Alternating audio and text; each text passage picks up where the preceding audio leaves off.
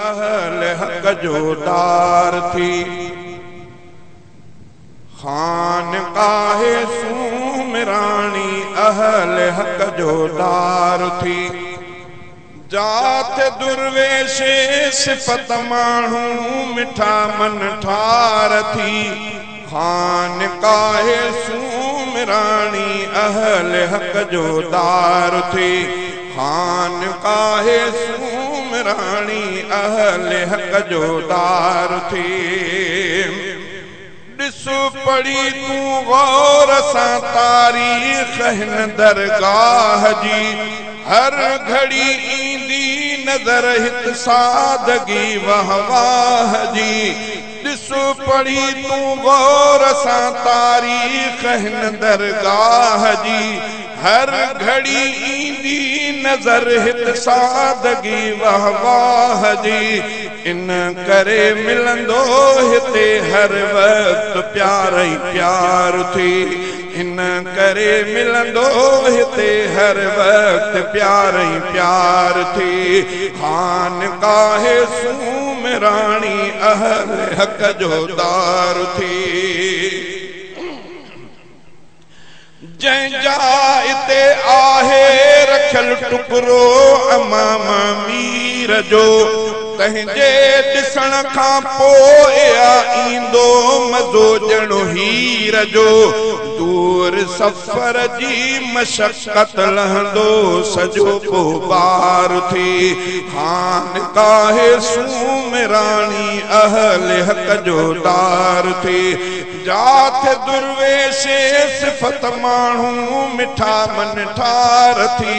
खानकाहे सुमरानी अहल हक जो दार थी।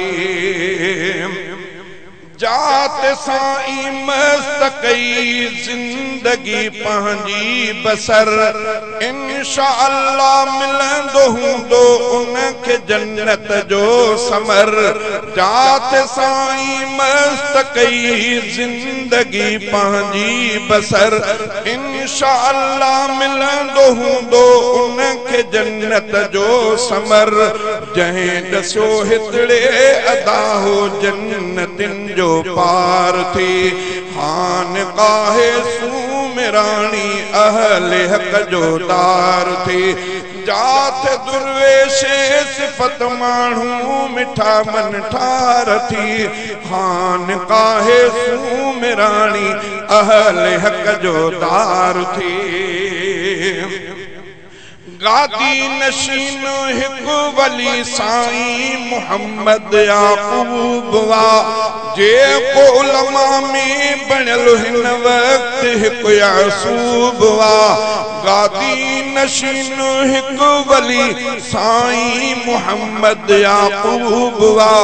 जेको उलमा में बणियल। नारे तकबीर, नारे तकबीर। शान मुस्तफा, शान सहाबा, जमियत उलमा इस्लाम, हजरत साईं मोहम्मद याकूब, हजरत साईं मोहम्मद याकूब, हजरत साईं अब्दुल्ला महर, हजरत साईं अब्दुल्ला महर।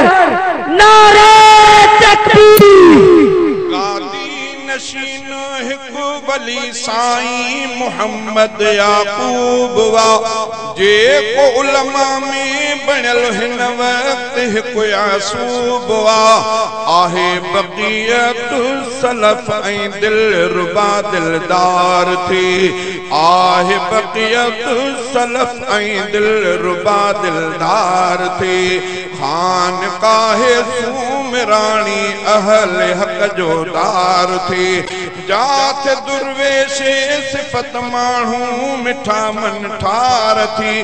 खानकाहे सुमरानी अहल हक जो दार थी। आहे आलिम नौजवान साईं अब्दुल्लाह शेर। थींदो नाकाम उहो जेको रखे उन सां थो वेर। आहे आलिम नौजवान साईं अब्दुल्लाह शेर। थींदो नाकाम उहो जेको रखे उन सां थो वेर। ॾाढो साईं मर्द मोमिन सद गिटीअ जो हार थी खान काहे सूमराणी अहल हक जो दार थी मौलवी नेक मोहम्मद छा लिखी सघंदे हिते सूमरा अल्लाह वारन जो बयां कहिड़ो कंदे बुजुर्गन ही हिक नजर दुश्मन लहूंदी वार थी बुजुर्गन जी हिक नजर दुश्मन लहूंदी वार थी खान काहे सूमराणी अहल हक जो दार थी जाथ दुर्वेशे सिफत माण्हू मिठा मन ठार थी खान काहे सूमराणी अहल हक जो दार थी।